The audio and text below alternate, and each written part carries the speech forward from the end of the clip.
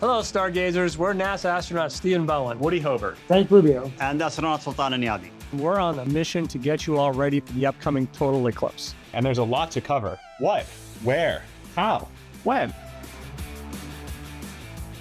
a total eclipse happens when the moon travels between the sun and the earth and completely blocks the light from the sun.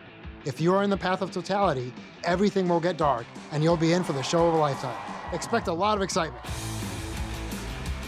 If you want to know where the path will travel, I've got a map right here for you. The path will stretch from North America, starting from Mexico to Maine, and even a tiny bit of Canada.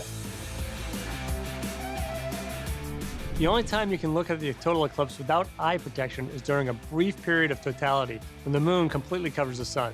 Viewing any part of the sun without protection, even for a short amount of time, can cause serious eye damage. One way to safely view the sun is with eclipse glasses. Solar eclipse glasses are thousands of times darker than traditional sunglasses. Make sure they're ISO certified by looking for a label like this one. If they appear to be scratched or damaged, don't use them.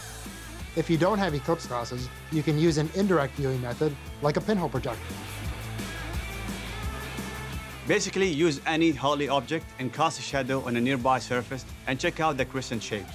If you're feeling crafty, you can even make a pinhole viewer using a cardboard box. If you want to use a telescope, binoculars, or camera to view the sun, you must place a safe solar filter on those too, except during totality.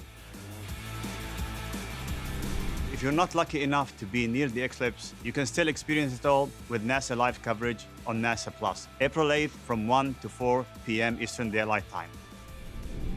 Of course, you can find all this information and more at go.nasa.gov/eclipse2024. Happy viewing!